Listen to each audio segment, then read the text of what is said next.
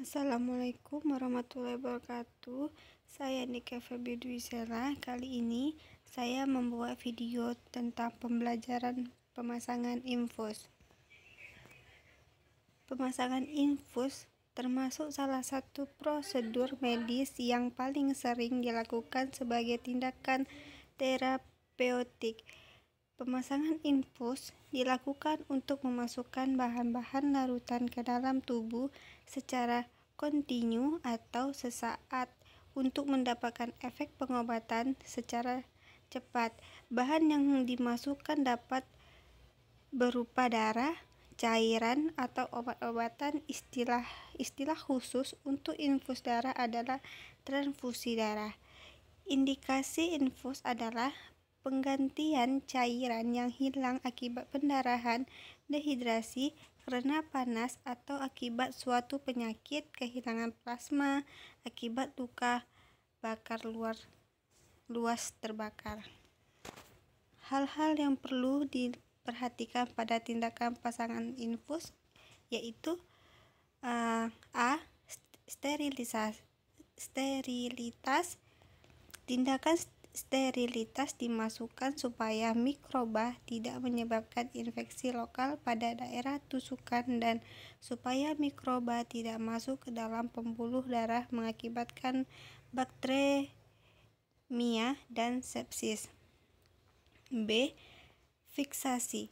Fiksasi bertujuan agar kanula atau jarum tidak mudah tergeser atau terjabut.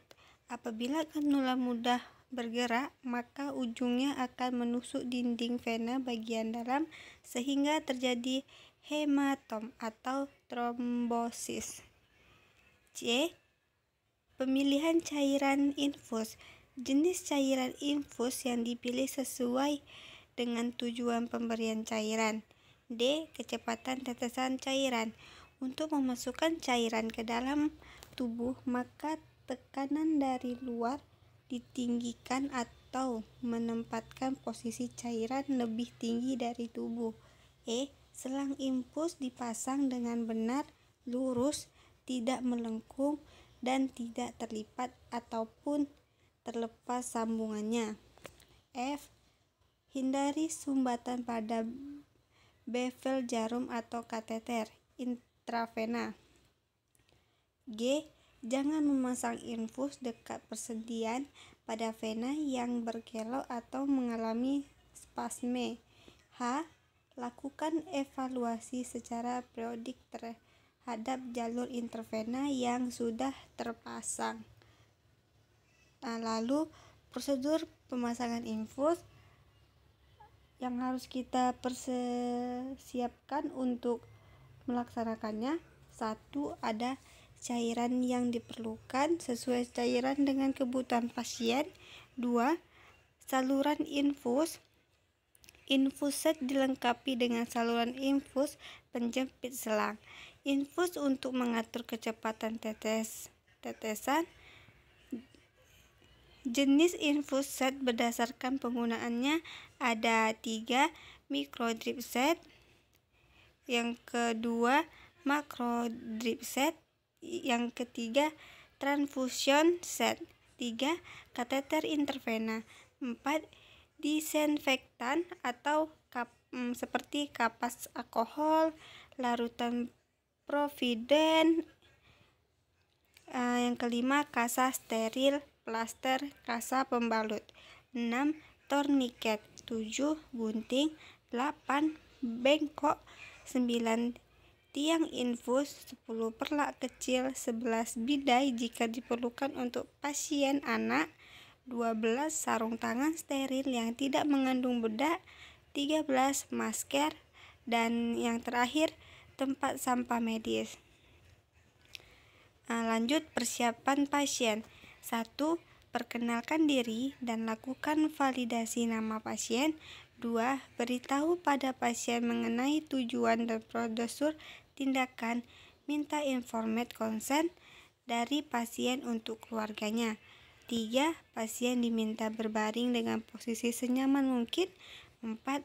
Mengidentifikasi vena yang akan menjadi lokasi pemasangan infus, seperti pilih lengan yang yang jarang digunakan oleh pasien, atau tangan kiri bila pasien tidak kidal, tangan kanan bila pasien kidal. Lalu bebaskan tempat yang akan dipasang infus dari pakaian yang menutupi. Lakukan identifikasi vena yang akan ditusuk. Dan di sini prosedur tindakannya. 1. Alat-alat yang sudah dipersiapkan dibawa ke dekat penderita atau pasien di tempat yang mudah dijangkau oleh dokter atau petugas. 2. Perlah dipasang di bawah anggota tubuh yang akan dipasang infus. 3. Memasang infus set pada kantung infus, seperti buka tutup botol cairan infus, tusukkan pipa saluran udara, kemudian memasukkan pipa saluran infus, tutup jarum dibuka, cairan dialirkan keluar dengan membuka keran selang sehingga tidak ada udara pada saluran infus, lalu dijepit dan jarum ditutup kembali. Tabung tetesan diisi sampai setengah penuh. Gantungkan kantung infus beserta salurannya pada tiang infus. Yang keempat, cucilah tangan dengan sesama menggunakan sabun dan air mengalir. Keringkan dengan handuk bersih dan kering. 5. Lengan penderita bagian proksimal dibendung dengan torniket. 6. Kenankan sarung tangan steril, kemudian lakukan desinfeksi daerah tempat suntiknya. 7. Jarum insersikan ke dalam vena dengan bavel jarum menghadap ke atas membentuk sudut 3-40 Celcius terhadap permukaan kulit. 8. Bila jarum berhasil memasuk ke dalam lumen vena, akan terlihat darah mengalir keluar.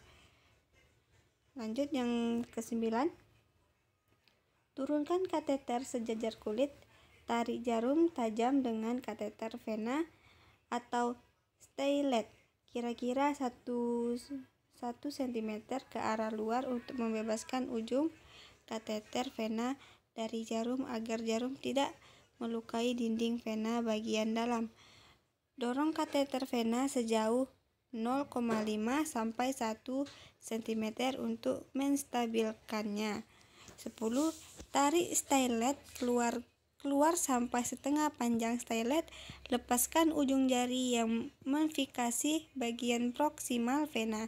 Dorong seluruh bagian kateter vena yang berwarna putih ke dalam vena. 11. Torniket dilepaskan. Angkat ke seluruh stylet dari dalam kateter vena. 12. Pasang infus set atau ball set yang telah terhubung ujungnya dengan kantung infus atau kantung darah. 13. Penjepit selang infus dilonggarkan untuk melihat kelancaran tetesan. 14. Bila tetesan lancar, pangkal jarum direkatkan pada kulit menggunakan plaster. 15. Tetesan diatur sesuai dengan kebutuhan. 16. Jarum dan tempat suntikan ditutup dengan kasa steril dan fiksasi dengan plaster. 17. Pada anak, anggota gerak yang dipasang infus di bagian di infus dipasang bidai atau splak supaya jarum tidak mudah bergeser. 18. Buanglah sampah ke dalam tempat sampah medis. Jarum dibuang ke dalam scrap disposal atau jarum tidak perlu ditutup kembali. 19. Bereskan alat-alat yang digunakan. Dan yang ke-20, cara melepas infus. Bila infus sudah selesai diberikan, plaster dilepas, jarum dicabut dengan menekan lokasi memasuknya jarum dengan kapas alkohol, kemudian diplaster. Baik, sekian dari saya. Wassalamualaikum warahmatullahi wabarakatuh.